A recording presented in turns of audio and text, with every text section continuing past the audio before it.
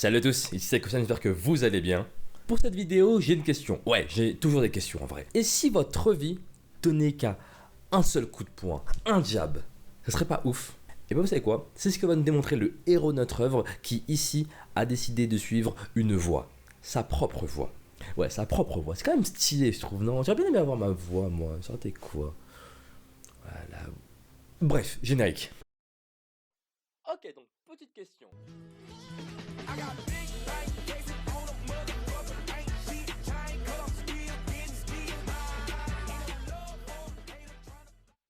Et le manga ici est Rikudo, la rage au poing, écrit par Toshimitsu Matsubara. Et si ce nom ne vous parle pas, ce n'est pas grave, hein, pour le coup Rikudo c'est sa première œuvre, en tout cas connue en France, mais en plus il arrive avec une seconde œuvre éditée par Kiyun, qui est Valhalla The Black Iron. Il arrive en février, donc franchement, foncez aussi dessus, j'en parlerai plus tard dans une autre vidéo. C'est un seinen sur la thématique du sport et du drame, et franchement accrochez-vous, du drame, il y en a. Il arrive en France en 2017, on compte actuellement du coup 23 tomes complets et il est édité par... Il est édité par... Ah, désolé. Il est édité par Crunchyroll. Oh, ouais, je suis toujours pas habitué. Et malheureusement, il n'y a pas d'animé et honnêtement, c'est super dommage. L'œuvre est géniale et je vous en dis plus tout de suite. Ok, pour le coup, accrochez-vous, ça va être un petit peu long et un petit peu dur à entendre. Tout commence par un gosse qui tape sur le cadavre de son père pendu. Ok, j'ai mis le mood. Page 2, accrochez-vous. C'est l'histoire du petit Riku Azami qui est retrouvé par un recouvreur de dettes venu récupérer justement les dettes du papa décédé. Un peu difficile. Et la façon d'aider le petit Riku qui vient de trouver, c'est de lui apprendre à comment cogner. Forcément, lui apprendre à mettre un jab et une droite comme un vrai boxeur. Parce que oui, c'est un boxeur le monsieur. À la suite de ce drame, Riku va être confié à sa maman qui n'est vraiment pas hypée par la nouvelle. Et ça, c'est parce que c'est une droguée qui vit chez son dealer qui la force à se prostituer pour en avoir toujours plus. Page 17, hein. Ouais, doucement.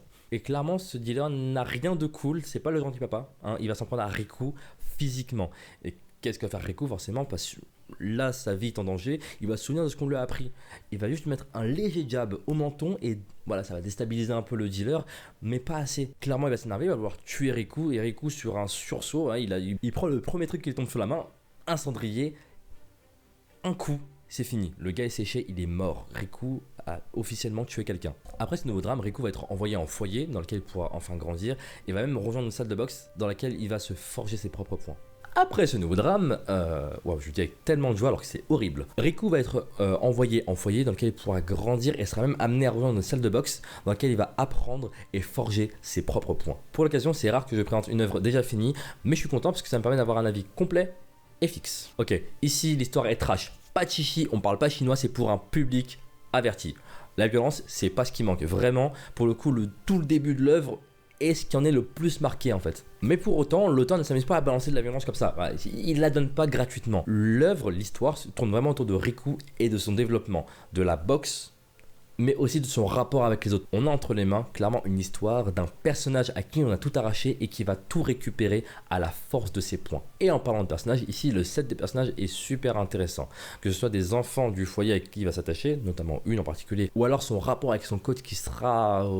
spécial en vrai, hein. Il sera quand même amené à faire la rencontre de bon nombre de personnages qui vont le faire progresser, évoluer, même régresser de temps en temps, parce que oui, ça peut arriver. On aura tout de même le droit à des personnages tout aussi importants les uns que les autres, sans histoire trop farfelue. Je suis content parce que l'auteur ne s'est pas embêté à avoir des histoires trop cheloues, complexes, avec différents personnages qui vont se croiser à gauche à droite. Pour l'occasion, les dessins sont vraiment géniaux. Voilà, ouais, les combats, franchement, ils sont violents, mais ils sont quand même très vivants. L'auteur décortique très bien certains détails pour qu'on soit au plus près de l'action. Mais franchement, entre ça ou un hippo, je me sens tout aussi à l'aise. Et relire un combat, à défaut de ne pas pouvoir le regarder, ça reste tout de même jouissif. Vitesse, mouvement, force de frappe, bref. Franchement, tout est au rendez-vous de ce manga de combat pour qu'on n'apparte pas une seule miette. Pour conclure, je suis hyper content d'avoir pris le temps de finir cette œuvre-là et de pouvoir enchaîner 23 tomes d'un coup. C'était méga lourd. Et comme je l'ai dit juste avant, le début de l'œuvre est hyper brutal, mais c'est pour mettre l'accent sur le passé d'un personnage qui part de vraiment rien. Et c'est par la suite que les chapitres vont progresser, notre personnage aussi est arrivé, je dirais, au premier tiers de l'œuvre.